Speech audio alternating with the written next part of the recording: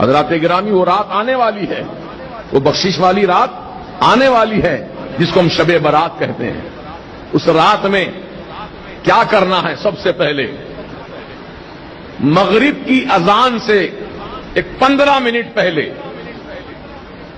جیسے کہ 40-42 پر اذان ہو رہی ہے، تو آپ 5:25 پر بیٹھ جائیے ہاتھ میں تسبیح لے کر، اور 100 مرتبہ درود پاک پڑھیے، اور 40 مرتبہ لا حول ولا قوت الا باللہ العلی العظیم پڑھیے۔ تو اس عمل سے اللہ پاک 80 سال کے گناہوں کو معاف فرما دیتا ہے۔ آپ کہیں گے حضرت 80 سال کے گناہ بخشے جاتے ہیں اس عمل سے، میری عمر تو 80 سال کی ہوئی نہیں، پھر 80 سال کی عمر نہیں تو 80 سال کے گناہ بھی نہیں ہیں۔ بات سمجھ میں آ رہی ہے؟ اب آدمی اگر 80 سال کا ہے تو 80 سال کے گناہ بھی ہوں گے اس کے، لیکن جس کی عمر ہی 80 سال نہیں ہے، ابھی تو 10 سال کا ہے، 15 سال کا ہے، 20 سال کا ہے، 25 سال کا ہے، وہ پوچھتا ہے کہ میری نیکیاں تو، میرے گناہ تو اتنے نہیں ہیں، میں تو 25 سال کا ہوں، بھی 80 سال تو اور آگے بہت زیادہ مجھے جینا ہے۔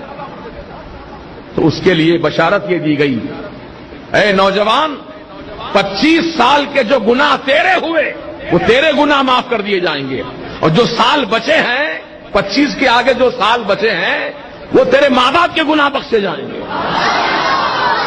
سبحان اللہ، یہ ہے اس عمل کی برکت۔ تو آپ یاد رکھیں گے، بھول جائیں گے۔ کب پڑھنا ہے یہ؟